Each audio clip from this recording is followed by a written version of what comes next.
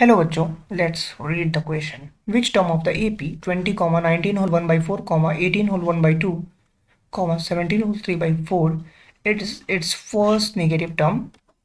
So अगर मैं negative term की बात करता हूँ तो हमारा जो की कंसेप्ट नेगेटिव टर्म के लिए बनेगा वो ये होगा कि an की वैल्यू 0 से छोटी होगी, तभी वो टर्म्स नेगेटिव के लिए हम सेटिस्फैक्ट्री रिजल्ट्स निकाल पाएंगे. और an की जो वैल्यू होती है वो होती है a plus n-1 into T.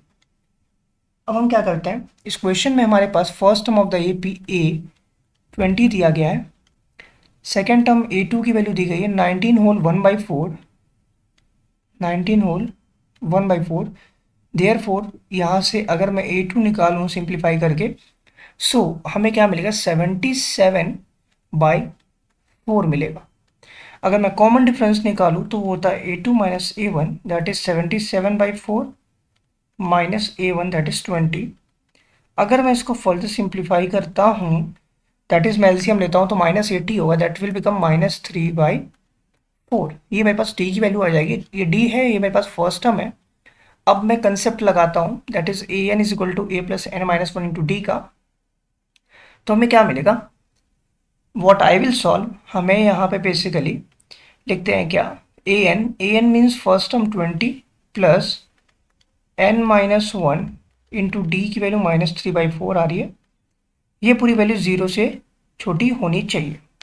सो अगर ऐसा क्वेश्चंस आता है कि which term of A P 20, 19 whole 1 by 4 is its first term, अगर ऐसे क्वेश्चंस आपके पास दिए हैं तो हमें बेसिकली यहाँ पे we are not much more worry, हमें ज़्यादा इसके लिए कोई वरी नहीं होना है.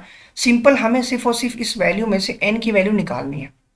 n की जो भी वैल्यूज होगी वही हमारा रिजल्ट देगा.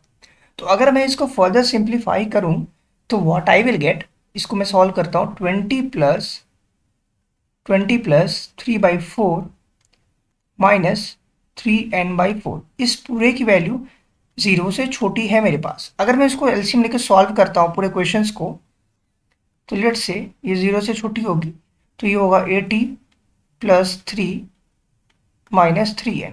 अगर मैं इसको फर्दर सिंप्लीफाई करता हूँ जस्ट लाइक मैं इधर करता हूँ, तो अपने पास जो रिजल्ट आएगा, इफ आई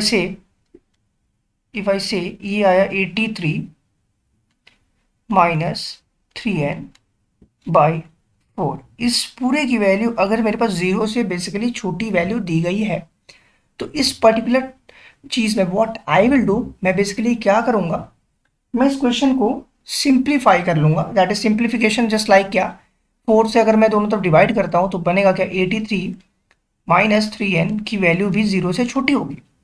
अगर मैं इस पे basically what I will do, अगर मैं दोनों तरफ 3n से एडिशन करता हूँ तो what I will get, 3n की जो वैल्यू होगी वो बेसिकली ग्रेटर देन 83 हो जाएगी. Okay, so in that next step अगर मैं n की वैल्यू निकालता हूँ तो इट विल बिकम 83/3. और अगर इसको मैं सॉल्व करता हूँ तो n will become, this will become 3 2 जा 6, काट देते हैं 3 2 जा 6 एंड 3 7 जा 21 अगेन 3 6 जा 18, 3 6 जा 18 दैट इज 27.66, जो कि 27.66. तो आप लिख सकते हो n जो होगा वो होगा 28th term. This is my required answer. I hope this is clear to you all. Thank you very much for watching this video.